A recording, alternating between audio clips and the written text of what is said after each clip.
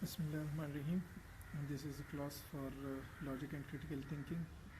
अभी हम चैप्टर 4 जो है वो पढ़ रहे हैं, कैटेगोरिकल प्रोपोजिशन। और कैटेगोरिकल प्रोपोजिशन में फ़िलहाल हम जो कैटेगोरिकल प्रोपोजिशन है उसके कैरेक्टरिस्टिक्स पढ़ रहे हैं। ठीक, पिछले क्लासेस में हमने कैटेगोरिकल प्रोपोजिशन को डिफ़ाइन किया, फिर उसके जो कैरेक्टरिस्टिक्स हैं, क्वालिटी एंड क्वांटिटी, उसको डिफ़ाइन किया। स्टैंडर्ड फॉर्म्स पढ़े कि जो 4 पॉसिबल रिलेशनशिप्स हो सकती हैं उसको पढ़ा। फिर डिस्ट्रीब्यूशन को जो प्रेडिकेट और जो सब्जेक्ट है उसके कैरेक्टरिस्टिक्स हैं उसको पढ़ा। अब जो है एग्जिस्टेंशियल इंपोर्ट, जो कि कैटेगोरिकल प्रोपोजिशन की कैरेक्टरिस्टिक है। ठीक, एग्जिस्टेंशियल इंपोर्ट किसे कहते हैं? जिस तरह नाम से ज़ाहिर है, existential import, a proposition is said to have existential import if a claim of existence is made। सही, कि जब कभी भी किसी एक प्रोपोजिशन में, प्रोपोजिशन एक्चुअली क्या होता है? क्लेम होता है। ठीक, और वो क्लेम होता है between relationship of different categories or classes. सही, सो जो हम क्लेम कर रहे हैं वहाँ पे अगर कोई एग्जिस्टेंस का क्लेम है, सही, सो हम कहेंगे कि यहाँ पे एग्जिस्टेंशियल इंपोर्ट मौजूद है। ठीक, लेट्स से जो एक्चुअली यहाँ पे जो भी एग्जांपल्स मैं पिछले लेक्चर्स में मैंने दिए हैं या जो आने वाले लेक्चर्स में मैं दूंगा वो आपकी बुक से होंगी। सो बुक से इसीलिए कि जब आप उसको दोबारा पढ़ेंगे तो आपके जहन में वो रिवाइव होता रहेगा। ठीक, सो जो एग्जांपल बुक में दिया गया है, that all Tom Cruise movies are hit.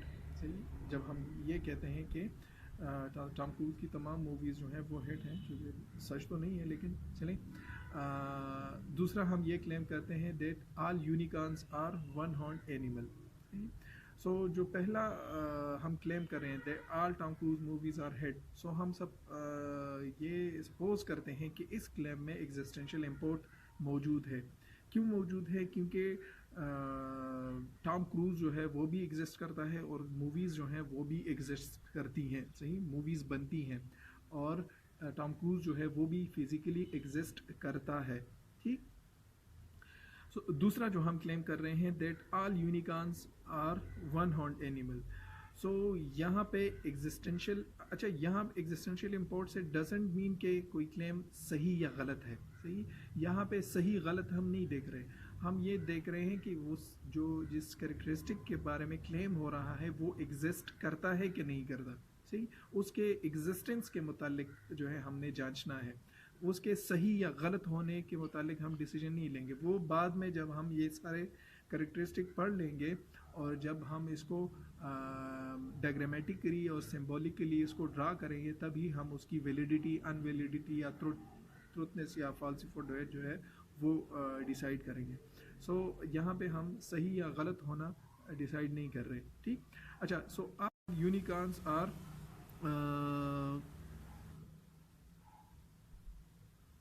all unicorns are one horned animal। सो चूंकि यूनिकॉर्न्स एग्जिस्ट अब नहीं करते, यूनिकॉर्न्स जो हैं वो एग्जिस्ट नहीं करते, लिहाजा ये क्लेम जो है या ये प्रोपोजिशन जो है हम कहेंगे कि इसमें एग्जिस्टेंशियल इंपोर्ट नहीं है। ये नहीं कहेंगे कि ये ठीक है या गलत है, हम ये कहेंगे कि इसमें एग्जिस्टेंशियल इंपोर्ट नहीं है, क्योंकि जिस कैरेक्टरिस्टिक के मुतालिक या जिस सब्जेक्ट के मुतालिक हम क्लेम कर रहे हैं वो एग्जिस्ट नहीं करता। ठीक, सो इस एग्जिस्टेंस के मुतालिक दो जो हैं बेसिक अप्रोचेस हैं, जो कि लॉजिक के दो स्कूल ऑफ थॉट्स हैं। एक है एरिस्टोटेलियन पर्सपेक्टिव और दूसरा है बोलियन पर्सपेक्टिव। सही, एरिस्टोटेलियन पर्सपेक्टिव कहता है कि if the term refers to real things, मतलब जो जिस चीज़ के बारे में हम क्लेम कर रहे हैं, जो कैरेक्टरिस्टिक हम डिफ़ाइन कर रहे हैं, अगर वो रियल थिंग्स हैं, सही, अगर वो रियलिटी पे बेस है, इमेजिनरी नहीं है, सही, सो वहाँ पे उन सारे क्लेम्स में एग्जिस्टेंशियल इंपोर्ट जो है वो मौजूद होगा। सही, अगर वो रियलिटी पे बेस्ड है। ठीक, बोलियंस कहता है कि अगर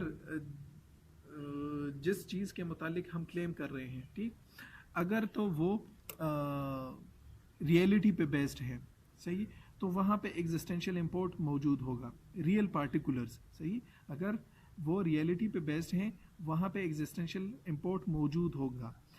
कब नहीं होगा एग्जिस्टेंशियल इम्पोर्ट? जब हम यूनिवर्सल क्लेम करेंगे। सही, यूनिवर्सल क्लेम करेंगे। यूनिवर्सल क्लेम से मुराद कि हम जनरलाइज स्टेटमेंट्स देते हैं। सही, जनरलाइज स्टेटमेंट्स देते हैं। लाइक हम कहते हैं कि ऑल प्लांट्स आर ग्रीन। सही, सो ये claim all plants are green, ये एरिस्टोटेलियन पर्सपेक्टिव के लिहाज से इसमें एग्जिस्टेंशियल इम्पोर्ट मौजूद है क्योंकि ये रियलिटी पे बेस्ड है। सही, लेकिन बोलियंस पर्सपेक्टिव के थ्रू इसमें एग्जिस्टेंशियल इम्पोर्ट मौजूद नहीं है क्योंकि वो कहता है कि आप जब कभी भी यूनिवर्सल क्लेम देंगे, सो यूनिवर्सल के लिए ज़रूरी है कि आप जिस क्लास के मुतालिक क्लेम कर रहे हैं उस क्लास के तमाम मेंबर्स की जो है नॉलेज आपके पास होनी चाहिए। सही, लाइक जब मैं ये स्टेटमेंट दे रहा हूँ कि ऑल प्लांट्स आर ग्रीन, सो ये स्टेटमेंट्स देने से पहले मेरे लिए ज़रूरी है कि मैं इस यूनिवर्स में जितने भी प्लांट्स हैं, इस दुनिया में जितने भी प्लांट्स हैं, उन तमाम की मैं सर्वे करूँ और मुझे 100% ये श्योरिटी हो कि हाँ तमाम प्लांट जो है वो ग्रीन कलर के होते हैं, तभी मेरा ये क्लेम सही साबित होगा। और ये प्रैक्टिकली जो है पॉसिबल नहीं है कि आप किसी एक क्लास के जो है 100% and each and every aspect को आप स्टडी करें। ठीक, ये प्रैक्टिकली पॉसिबल नहीं है। इसलिए वो कहता है कि यूनिवर्सल क्लेम्स जितने भी होते हैं, सही, यूनिवर्सल क्लेम्स जितने भी होते हैं वहाँ पे एग्जिस्टेंशियल इम्पोर्ट मौजूद नहीं होगा। और थर्ड कैटेगरी जो इमेजिनरी थिंग्स होते हैं वहाँ पे भी एग्जिस्टेंशियल इम्पोर्ट मौजूद नहीं होगा। ठीक, सो दो स्कूल ऑफ थॉट्स हैं, एक है बोलियंस और दूसरा है एरिस्टोटेलियन। सो एरिस्टोटेलियन जो है वो थोड़ा सा रिलैक्स है। वो कहता है कि वेदर जनरलाइज स्टेटमेंट्स हों, मतलब यूनिवर्सल स्टेटमेंट्स हों या पार्टिकुलर स्टेटमेंट्स हों। सही, यूनिवर्सल स्टेटमेंट्स जिस तरह कैटेगोरिकल प्रोपोजिशंस में हमने देखा था कि 4 पॉसिबल जो है वो रिलेशनशिप्स हो सकती हैं जिसको हम ए, ई, आई और ओ से डिनोट करते हैं। सही, सो जितने भी ए और ई के स्टेटमेंट्स हैं ये यूनिवर्सल हैं, जिस तरह क्वालिटी में हमने पढ़ा था। ठीक, अगर आपको याद हो, सो ए और ई जो है ये यूनिवर्सल स्टेटमेंट्स हैं। ठीक, और ओ और आई जो है ये क्या है, ये पार्टिकुलर स्टेटमेंट्स हैं। सही, ये पार्टिकुलर स्टेटमेंट्स हैं। सो अरिस्टोटेलियन कहता है कि अगर कोई भी स्टेटमेंट्स हो, वेदर इट इज़ ए, ई, आई, ओ, सही, अगर वो रियलिटी पे बेस्ड हैं, सही, वो यूनिवर्सल हैं या पार्टिकुलर हैं। सही, ऐसे कता नज़र के वो यूनिवर्सल हैं या पार्टिकुलर हैं, उनमें एग्जिस्टेंशियल इम्पोर्ट मौजूद होगा बशर्त ये कि वो रियलिटी पे बेस्ड हो। ठीक, लेकिन बोलियंस कहता है कि नहीं, एग्जिस्टेंशियल इम्पोर्ट सिर्फ आई ओ स्टेटमेंट्स में मौजूद होगा। सही, आई और ओ स्टेटमेंट्स में मौजूद होगा और ए और ई स्टेटमेंट में मौजूद नहीं होगा। जो यूनिवर्सल स्टेटमेंट्स हैं वहाँ पे एग्जिस्टेंशियल इम्पोर्ट मौजूद नहीं होगा। ठीक, और यूनिवर्सल एग्जिस्टेंस या यूनिवर्सल स्टेटमेंट क्यों मौजूद नहीं हुआ? क्योंकि हमें किस तरह पता चलेगा that can universal be known, universal के नोन होने के लिए क्या ज़रूरी है? सही, so for universal existence you must have knowledge of each and every member of that class which is practically impossible. So चूँकि वो प्रैक्टिकली इम्पॉसिबल है, इसलिए हम कहते हैं कि जो ए और ई स्टेटमेंट्स हैं according to Boolean school of thought, वहाँ पे एग्जिस्टेंशियल इम्पोर्ट जो है वो मौजूद नहीं होगा। ठीक, और जो इमेजिनरी सिचुएशंस हैं, सही, जो इमेजिन पे बेस्ड हैं, जो फिजिकली एग्जिस्ट नहीं करती, रियलिटी पे बेस्ड नहीं है, वहाँ पे भी एग्जिस्टेंशियल इम्पोर्ट मौजूद नहीं होगा। सो अकॉर्डिंग टू बोलियन सिर्फ रियल पार्टिकुलर्स, रियल और पार्टिकुलर से मुराद आई और ओ के स्टेटमेंट्स, वहाँ पे सिर्फ एग्जिस्टेंशियल इम्पोर्ट जो है वो मौजूद होगा। सही, सो अगर इस पूरे स्टेटमेंट को अगर हम समराइज करना चाहें, सो इस तरीके से जो है हम कह सकते हैं that Aristotelian perspective is open to existence. मतलब हाँ, एरिस्टोटेलियन पर्सपेक्टिव जो है वो क्या है, वो रिलैक्स्ड है। ठीक, when thing exist whether in particular or universal. अगर कोई चीज़ एग्जिस्ट करती है, एग्जिस्ट से मुराद कि वो रियलिटी पे बेस्ड है, इससे कता नज़र कि वो पार्टिकुलर है या यूनिवर्सल है, वहाँ पे एग्जिस्टेंशियल इम्पोर्ट जो है वो मौजूद होगा। Aristotelian perspective recognize its existence, सही, वो उसकी एग्जिस्टेंस को रिकग्नाइज करता है। लेकिन बोलियन जो है, Boolean view is close to existence. यहाँ पे ये, या आप ये कह सकते हैं कि बोलियंस पर्सपेक्टिव जो है वो स्ट्रिक्ट है इस लिहाज से कि वो कहता है कि सॉरी कि जो चार पॉसिबल रिलेशनशिप्स हैं, ए, ई एंड आई, ओ, सही, यहाँ पे जो ए, ई वाले स्टेटमेंट्स हैं जो यूनिवर्सल हैं, सही, वो उनमें एग्जिस्टेंशियल इंपोर्ट मौजूद नहीं होगा, सिर्फ पार्टिकुलर स्टेटमेंट्स में मौजूद होगा। और दूसरा शर्त ये कि वो पार्टिकुलर्स भी रियल हों, तब इन एग्जिस्टेंशियल इंपोर्ट मौजूद होगा। अगर वो इमेजनरी हो तब भी उसमें एग्जिस्टेंशियल इंपोर्ट मौजूद नहीं होगा। So Boolean view is close to existence, no universal existence. Booleans के स्कूल ऑफ थॉट के मुताबिक कोई यूनिवर्सल एग्जिस्टेंस जो है वो मौजूद नहीं है। So no existential import for universal statement, सही। सो एरिस्टोटेलियन एंड बोलियंस पर्सपेक्टिव जो है वो सिर्फ डिफ़र करती हैं ए और ई टाइप के जो स्टेटमेंट्स हैं, सही, उसमें जो है उनकी कंट्रडिक्शन है, सही। मतलब जो यूनिवर्सल स्टेटमेंट्स हैं और जो पर्टिकुलर स्टेटमेंट्स हैं आई एंड ओ, उनके मुतालिक उन दोनों का नज़रिया जो है वो सेम है, ठीक। एरिस्टोटेलियन कहता है कि ए स्टेटमेंट हो, ई स्टेटमेंट हो, आई हो, ओ हो, जो भी स्टेटमेंट हो, लेकिन वो रियलिटी पे बेस्ड हो, सो वहाँ पे एग्जिस्टेंशियल इंपोर्ट मौजूद होगा। अब बोलियन पर्सपेक्टिव कहता है कि नहीं, यूनिवर्सल सिरे से एग्जिस्ट नहीं करती, ठीक, क्योंकि यूनिवर्सल के एग्जिस्टेंस के लिए आपको उसके हर एक मेंबर की, हर एक एस्पेक्ट की नॉलेज जो है वो होनी चाहिए, ठीक। सो बोलियंस पर्सपेक्टिव के थ्रू सिर्फ आई एंड ओ प्रोपोजिशन जो है वहाँ पे एग्जिस्टेंशियल इंपोर्ट मौजूद होगा, ठीक। अच्छा, अब जो जिस तरह लेक्चर इस चैप्टर के स्टार्ट में हमने कहा था कि हम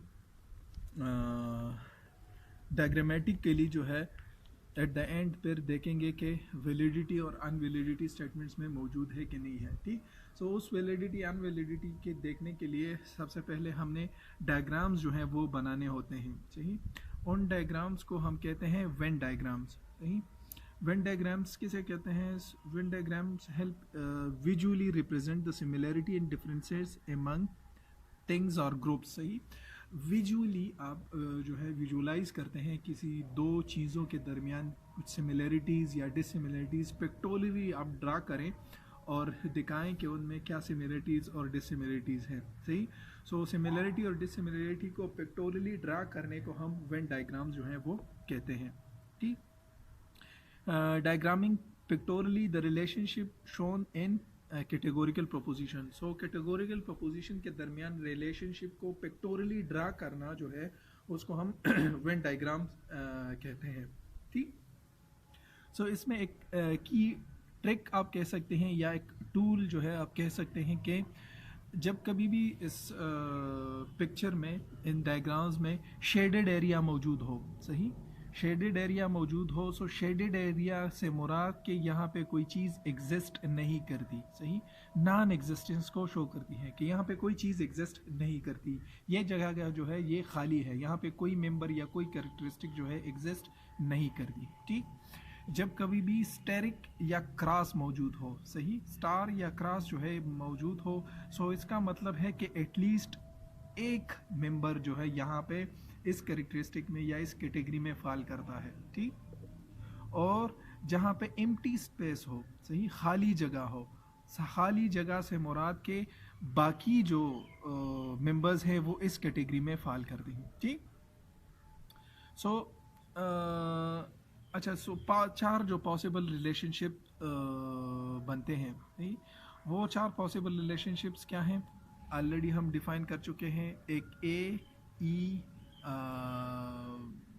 आई एंड ओ, सही, ये चार पॉसिबल रिलेशनशिप बन सकते हैं, ठीक। सो ए को हम पिक्टोरियली किस तरह से ड्रा कर सकते हैं? ए को हम पिक्टोरियली जिस तरह एक हमने एग्जांपल दिया था that all student of BBA fifth semester are in finance class. So let's say जिस तरह हमने पहले कहा था कि ये रेड सर्कल जो है ये सब्जेक्ट को डिफाइन करता है या बीबीए फिफ्थ को डिफाइन करता है, और ब्लैक सर्कल जो है ये प्रेडिकेट टर्म को या फाइनेंस वाली कैटेगरी जो है उसको डिफाइन करता है. सही. सो यहाँ पे है देखें जो बीबीए फिफ्थ सेमेस्टर का या सब्जेक्ट का जो सर्कल है उस सर्कल का जो हिस्सा पी सर्कल में आ रहा है वो खाली पड़ा हुआ है. सही. वो खाली पड़ा हुआ है और बाकी एरिया शेडेड है. इससे मुराद के जो एस वाली कैटेगरी है या जो बीबीए फिफ्थ वाले जितने भी स्टूडेंट्स हैं वो यहाँ पे फाल करते हैं. ठीक. बाकी एरिया खाली है, मतलब जितने भी स्टूडेंट्स हैं वो सारे फाइनेंस में हैं. बाकी एरिया खाली है, मतलब बाकी कोई कैरेक्टरिस्टिक उसमें कैटेगरी उसमें मौजूद नहीं है. वो सारे मेंबर्स जो हैं वो सारे मेंबर्स फाइनेंस की कैटेगरी में फाल करते हैं. ठीक. दूसरा जो हमने कहा था कि नो एसआरपी. नो एसआरपी में हमने जो एग्जांपल दिया था that no student of BBA fifth semester is in marketing class. सही. सो लेट्स से जो ब्लैक सर्कल है ये मार्केटिंग की क्लास को शो करती है और जो रेड सर्कल है ये बीबीए फिफ्थ सेमेस्टर के क्लास को शो करती है. सो जो ओवरलैपिंग हिस्सा है वो हमने शेड किया हुआ है, मतलब यहाँ पे कोई भी फाल नहीं करता, कोई भी मेंबर फाल नहीं करता, मतलब इन दोनों में कोई भी सिमिलरिटी मौजूद नहीं है. सारे मेंबर्स जो हैं प्रेडिकेट के इस साइड पे मौजूद हैं और सब्जेक्ट के इस साइड पे मौजूद हैं, मतलब इन दोनों में कोई कम्युनलिटी मौजूद है. दोनों जो हैं अलग अलग हैं, दोनों में कोई सिमिलरिटी मौजूद नहीं है. सही. तीसरी जो पॉसिबल रिलेशनशिप है दैट सम एसआरपी, जिसको हम किससे डिनोट करते हैं, आई से डिनोट करते हैं. सही. इसको ओ से डिनोट करेंगे. सही. जिसको हम आई से डिनोट करते हैं वहाँ पे हमने कहा था सम एसआरपी, या हमने ये कहा था that some students of BBA fifth semester are female. सही. सो वहाँ पे हमने जो हिस्सा बीबीए फिफ्थ सेमेस्टर का ओवरलैप कर रहा है फीमेल वाली कैटेगरी में, या सब्जेक्ट का वो हिस्सा जो प्रेडिकेट के हिस्से में ओवरलैप कर रहा है, वहाँ पे हमने एक्स शो किया हुआ है. एक्स से मुराद के एटलीस्ट मेरे स्टेटमेंट के सही साबित करने के लिए दैट सम एसआरपी या some students of BBA fifth semester are female, at least one member of BBA fifth semester should fall in the category of being female. ठीक. दूसरा लास्ट जो है that is some S are not P, जिसको हम ओ से denote करते हैं, और जिसके मुतालिक हमने एग्जांपल दिया था that some students of BBA fifth semester are not in probation. सही. सो नॉट इन प्रोबेशन का मतलब कि वो स्टूडेंट जो प्रोबेशन में नहीं है. ठीक. सो यहाँ पे दो सर्कल्स ओवरलैप कर रहे हैं. ब्लैक सर्कल शो कर रहा है उन स्टूडेंट्स को जिनमें प्रोबेशन की कैरेक्टरिस्टिक मौजूद है, और रेड सर्कल बीबीए फिफ्थ को शो कर रहा है. सो आप यहाँ पे देखें कि यहाँ पे हमने कहा था कि एम्प्टी स्पेस जो है वो एग्जिस्टेंस को शो करता है. सो जितने भी स्टूडेंट्स हैं वो यहाँ पे फाल कर रहे हैं इस खाली जगह में. ठीक.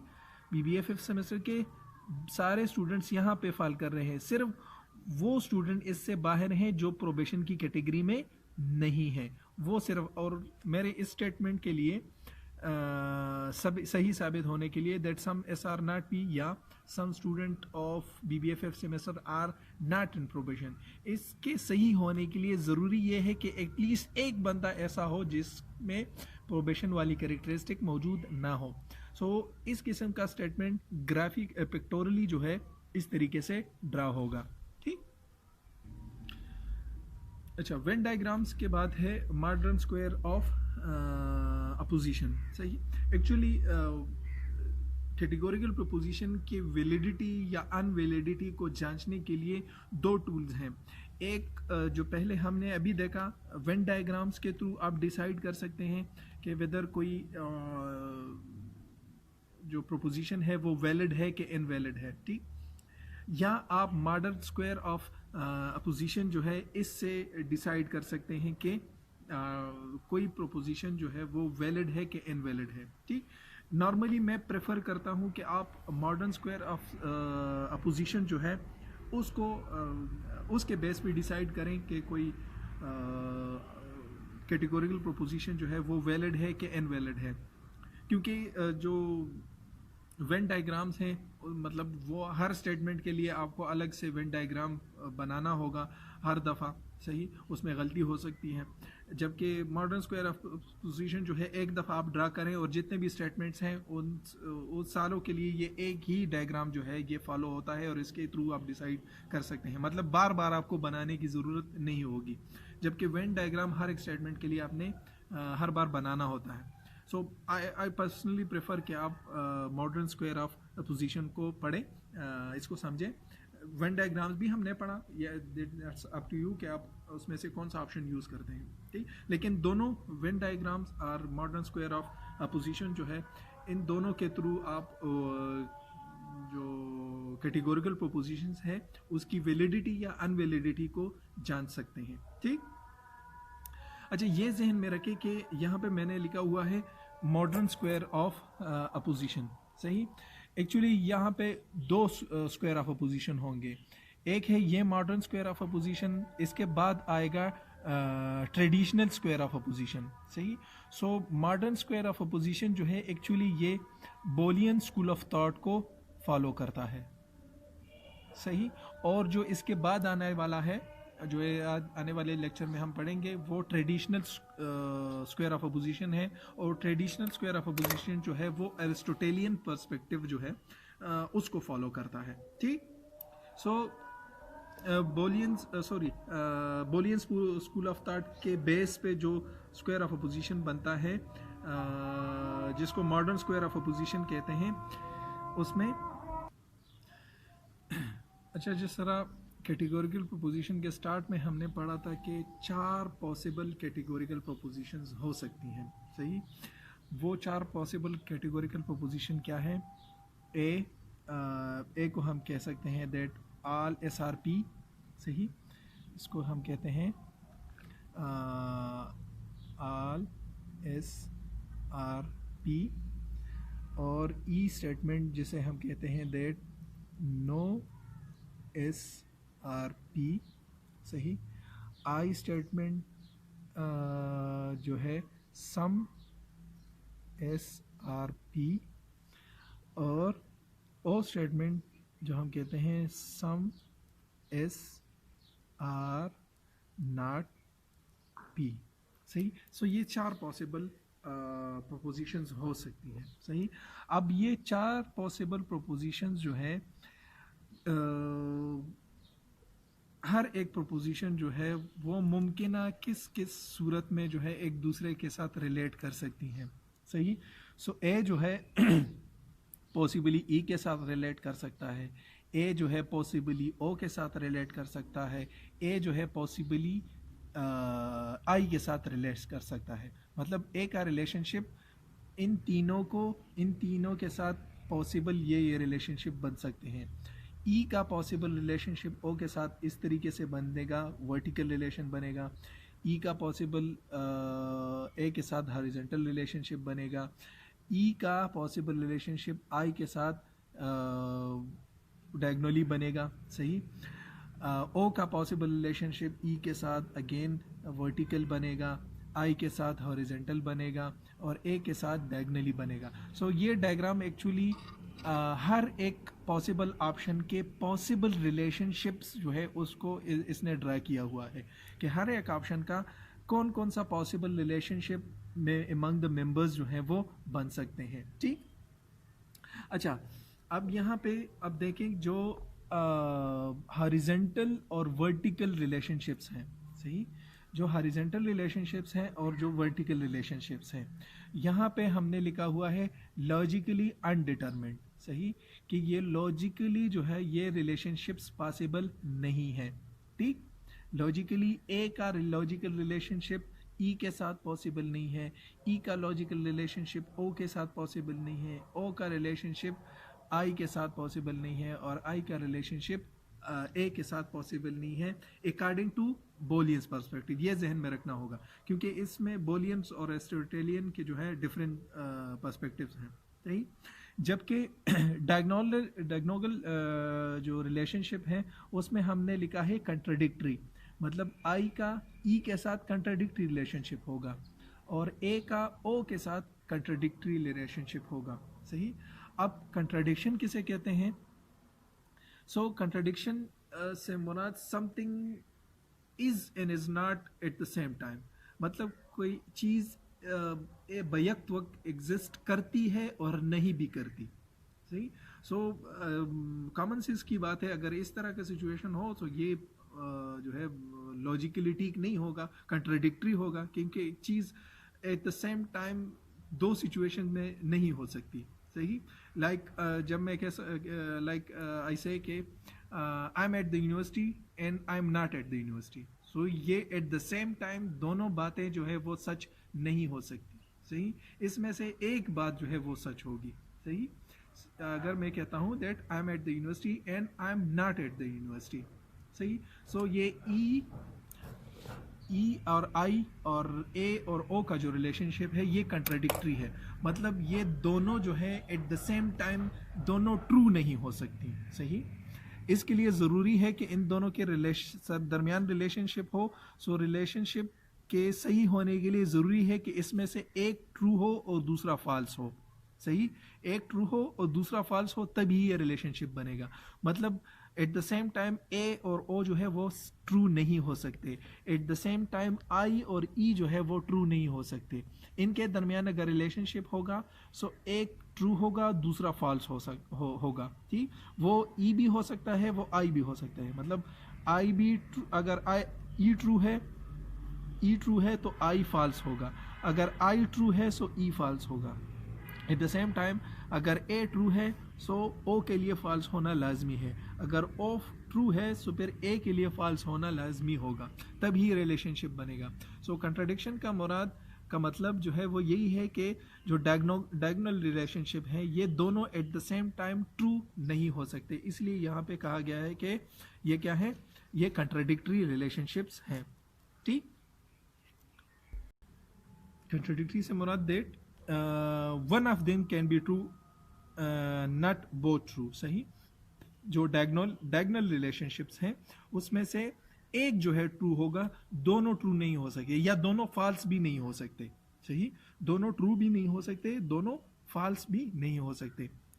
लाइक अगर हम वेन डायग्राम के थ्रू उसके स्क्वायर ऑफ अपोजिशन के थ्रू नहीं, वेन डायग्राम के थ्रू अगर देखना चाहें, सो अगर हम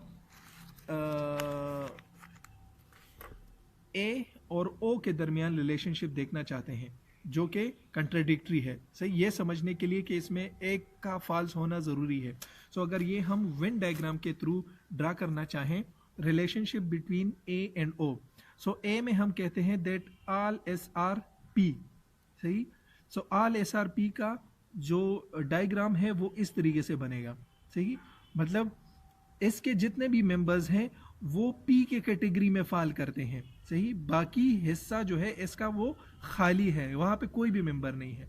जबकि ओ कहता है कि नहीं, जो बकाया हिस्सा है वहाँ पे एटलीस्ट एक मेंबर जो है वो मौजूद है, बाकी मेंबर्स ठीक है जो आप यहाँ पे क्लेम कर रहे हैं वो सही है, लेकिन एक मेंबर का बाहर होना लाजमी है। सो ये दोनों eight the same time true नहीं हो सकते कि एक जगह आप कहें कि बाकी एरिया जो खाली है, सही, और दूसरे में आप क्लेम करें कि नहीं बाकी एरिया में एक मेंबर का होना लाजमी है, सही।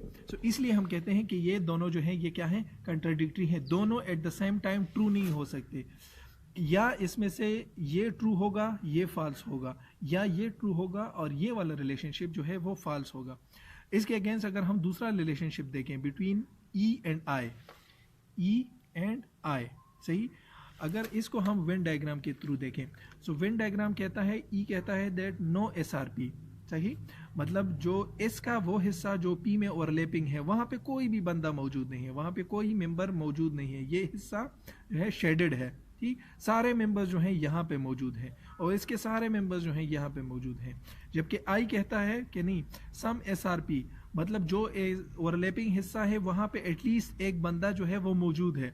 सो यहाँ पे आप क्लेम कर रहे हैं कि ओवरलैपिंग हिस्से में कोई मौजूद नहीं है, और यहाँ पे क्लेम कर रहे हैं कि ओवरलैपिंग हिस्से में एक बंदा मौजूद है। सो ये दोनों स्टेटमेंट जो हैं eight the same time true नहीं हो सकते, या ये ट्रू होगा ये फॉल्स होगा, या ये ट्रू होगा और ये फॉल्स होगा। इसलिए हम कहते हैं कि ये रिलेशनशिप जो है ये कंट्राडिक्टरी है। अच्छा, अब हम वैलिडिटी जो है वो किस तरीके से देख सकते हैं कि वैलिडिटी हम डिफाइन करते हैं that when premises are true and the conclusion must follow to be true. सही, वैलिडिटी की जो पहले हमने डिफिनेशन की थी कि जब प्रेमिसेस ट्रू होंगे सो कंक्लूजन भी ट्रू होगा। सही, सो अब हम कैटेगोरिकल प्रपोजिशंस की वैलिडिटी देखेंगे। ठीक, सो वैलिडिटी में जो है दो किस्म की वैलिडिटी पॉसिबल है, और ये दो किस्म जो है एक्चुअली बोलियंस और एरिस्टोटेलियन पर्सपेक्टिव की बेस पे है। सही, एक होगी कंडीशनल वैलिडिटी, दूसरी होगी अनकंडीशनल वैलिडिटी। ठीक, कंडीशनल वैलिडिटी वो होगी जहां पे सिर्फ एरिस्टोटेलियन पर्सपेक्टिव जो है वो सेटिस्फाई हो रहा हो। सही, जहां पे सिर्फ एरिस्टोटेलियन पर्सपेक्टिव फॉलो हो रहा हो या सेटिस्फाई हो रहा हो, वो कंडीशनली वैलिड होगा। और वो आर्गूमेंट्स अनकंडीशनली वैलिड होंगे, वो प्रोपोजिशन अनकंडीशनली वैलिड होंगे जहां पे बोलियंस और एरिस्टोटेलियन दोनों पर्सपेक्टिव जो हैं वो सेटिस्फाई हो रहे हों। ठीक, कंडीशनल से मुराद के जो ए और ई के स्टेटमेंट्स हैं, क्योंकि बोलियंस कहता है कि ए और ई में एग्जिस्टेंशियल इंपोर्ट मौजूद नहीं है, और बोलियन कहता है कि हाँ इसमें एग्जिस्टेंशियल इंपोर्ट मौजूद है। सो इस किस्म के स्टेटमेंट की वैलिडिटी जो है वो कंडीशनल वैलिडिटी होगी। ठीक, जबकि आई और ओ की स्टेटमेंट्स की जो वैलिडिटी है वो अनकंडीशनल होगी, क्योंकि इन दोनों के मुतालिक दोनों की राय है कि दोनों में एग्जिस्टेंशियल इंपोर्ट मौजूद है। ठीक, सो हम अब टेस्ट इमीडिएट इन्फ्रेंस, मतलब हम अब टेस्ट करेंगे कि किस तरीके से हम स्टेटमेंट्स को देख सकते हैं कि आया वो वैलिड है या इनवैलिड है। ठीक, सो इमीडिएट इन्फ्रेंस क्या है? When you take a categorical proposition and then you conclude something from that categorical proposition। आपको immediate inference किसे कहते हैं कि आप कोई categorical proposition दे के और उसको अप्लाई करें मॉडर्न स्क्वायर ऑफ अपोजिशन पे और डिसाइड करें कि ये वैलिड है या इनवैलिड है, इसको हम इमीडिएट इन्फ्रेंस कहते हैं। इसके सर्टन जो है स्टेप्स हैं। स्टेप्स क्या हैं? Assume the premise is true. आपने सबसे पहले एज्यूम करना है कि जो प्रेमिसेस हैं वो ट्रू हैं। अगर वो ट्रू ना भी हो तब भी आपने एज्यूम करना है कि वो क्या है, ट्रू हैं। दूसरा स्टेप क्या होगा? Identify each proposition. सही, आपने हर एक प्रोपोजिशन को आइडेंटिफाई करना है। आइडेंटिफिकेशन से मुराद के ये आइडेंटिफाई करना है कि वो कौन सी पॉसिबल रिलेशनशिप में फॉल करता है। वो ए वाली रिलेशनशिप है, वो ई वाली रिलेशनशिप है, वो आई वाली रिलेशनशिप है, या वो ओ वाली रिलेशनशिप है। ये आपने आइडेंटिफाई करना है। थर्ड, फिर आपने क्या करना है? Use Venn diagram or traditional square of opposition to conclude the validity or invalidity. फिर आपने या वेन डायग्राम या ट्रेडिशनल स्क्वायर ऑफ ट्रेडिशनल नहीं, modern square of opposition, modern square of opposition आपने अप्लाई करना है to know whether it is valid और invalid. ठीक, सो यहाँ पे जिस तरह पहले मैंने सजेस्ट किया कि आई वुड प्रेफर कि आप स्क्वायर ऑफ अपोजिशन को बेस करें, क्योंकि हर दफ़ा वेन डायग्राम बनाना थोड़ा सा मुश्किल होता है। ठीक, सो लेट्स से एक एग्जांपल है जो कि आपकी बुक से है। वो एग्जांपल क्या है? एक बहुत सिंपल सा एग्जांपल है। Some T are not M. सही, वो कहते हैं that some T are not M, therefore it is false that all t are m। सही, सो अगेन आपने कंफ्यूज नहीं होना। सही, जस्ट आपने जो है जो स्टेप्स हैं उसको फॉलो करना है। स्टेप क्या कहते हैं? Assume the premises are true. हम सपोज करते हैं कि जो प्रेमिसेस में कहा गया है ये सही कहा गया है। ठीक, दूसरा आपने क्या करना है? Identify each proposition. आपने आइडेंटिफाई करना है कि ये प्रोपोजिशन जो है कौन सी पॉसिबल रिलेशनशिप का है। सो सम टी आर नॉट एम। सो ये रिलेशनशिप जो है सम एस आर नॉट पी वाली रिलेशनशिप है, जिसको हम ओ से डिनोट करते हैं, ठीक। सो ये रिलेशनशिप जो है ओ की है, ये आपने आइडेंटिफाई कर लिया। दूसरा, therefore it is false that all T are M. So हम ये भी समझते हैं कि ये प्रोपोजिशन भी सही है, और ये कौन सी पॉसिबल है, it is false that all T are M, मतलब ये अगर आप सोचें तो ये आल एस आर पी वाली रिलेशनशिप है, और आल एस आर पी को हम ए से डिनोट करते हैं। सो पहली प्रेमिस जो है वो ओ है और वो ट्रू है, और दूसरी प्रेमिस जो है वो ए है, और जिस तरह प्रेमिस में कहा गया है कि फॉल्स है, सो हम भी इसको कंसिडर करते हैं कि हाँ ये फॉल्स है, सही। सो अब आपने देखना है कि weather it is the statement is valid और इनवैलिड, ठीक।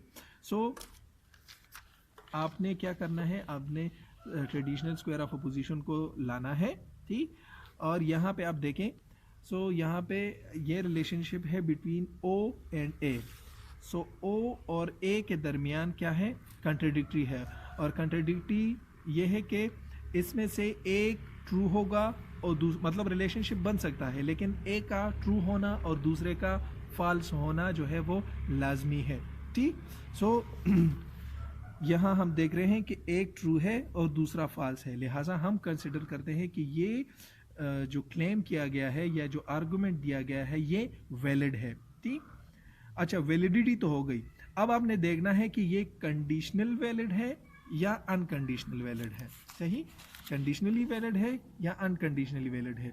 सो हमने कहा कि कोई भी स्टेटमेंट कंडीशनली वैलिड तब होगा जिसमें ए और ई के स्टेटमेंट जो है वो मौजूद हों, ठीक। और अनकंडीशनली वैलिड तब होगा जहाँ पे आई और ओ के स्टेटमेंट्स मौजूद हों, ठीक।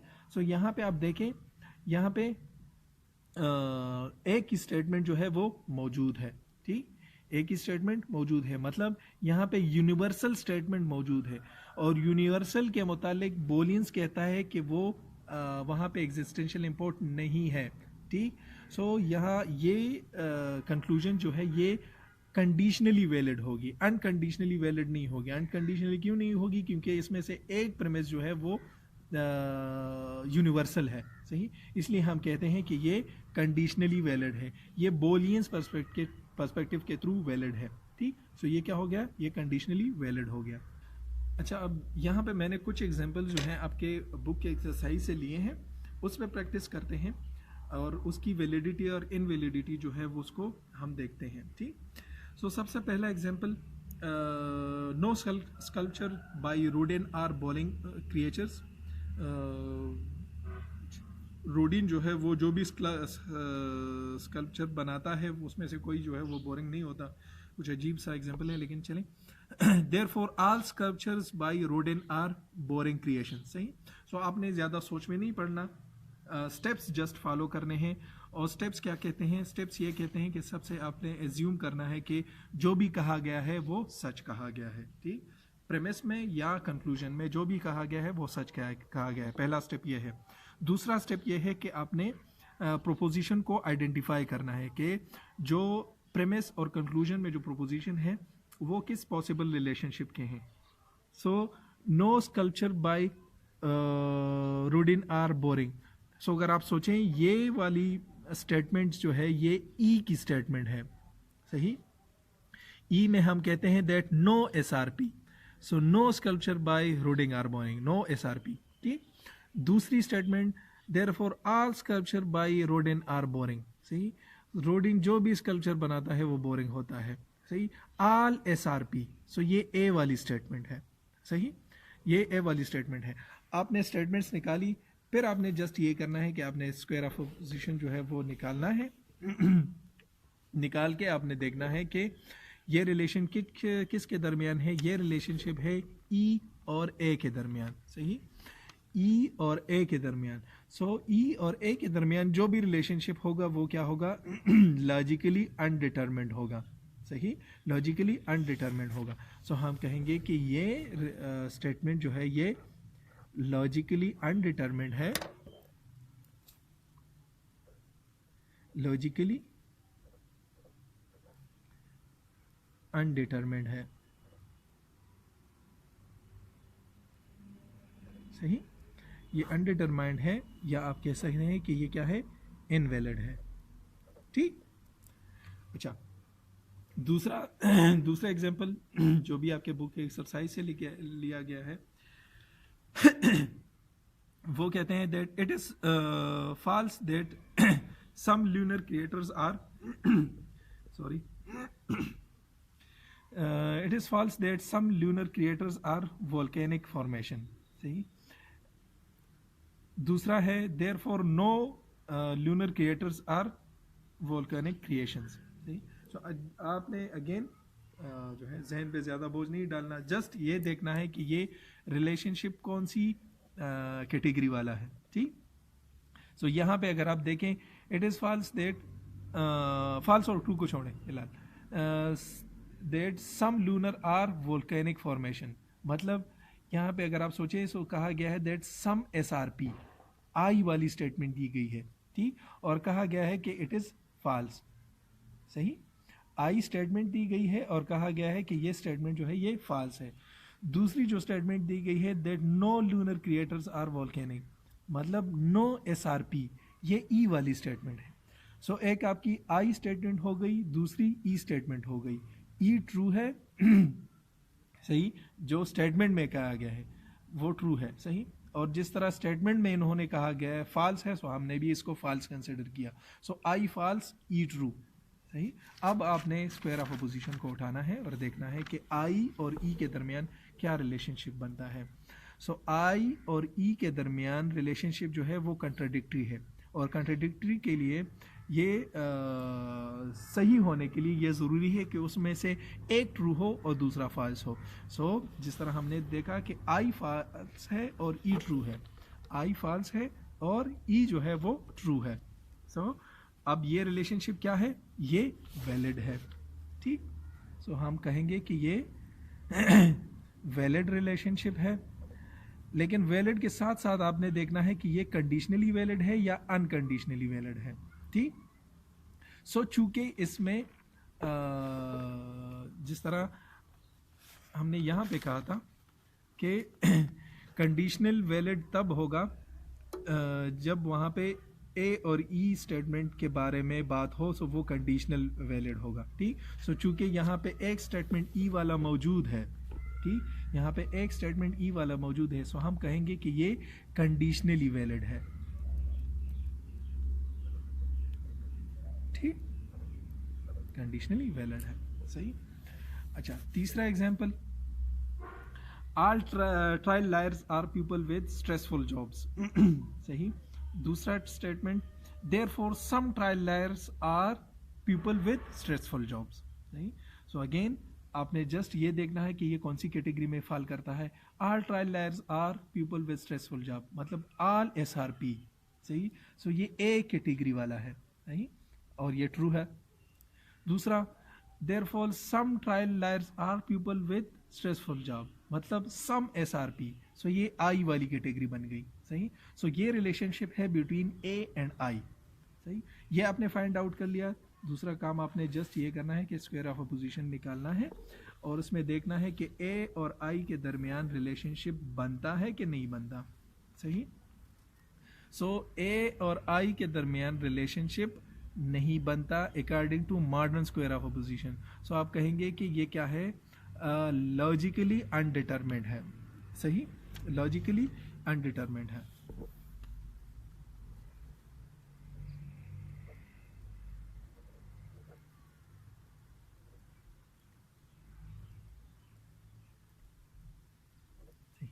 आप कह सकते हैं कि ये इनवैलिड है,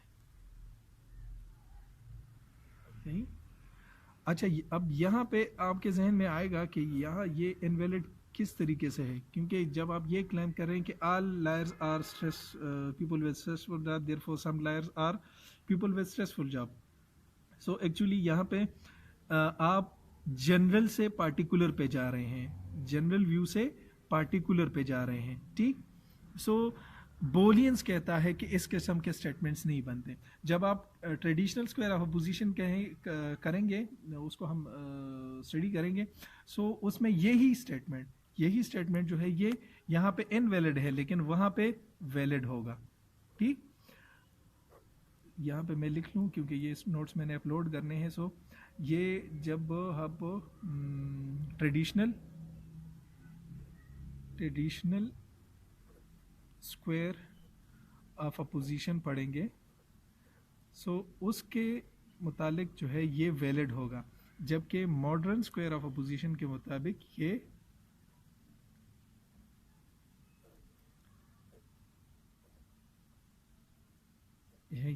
इनवैलिड है। ठीक, या आप कह सकते हैं कि लॉजिकली अनडिटरमिन्ड है। सही, सो फिर ये मसला नहीं बढ़ेगा। अच्छा, इसमें अगर आपका कोई क्वेश्चन हो तो आप पूछ सकते हैं। Thank you.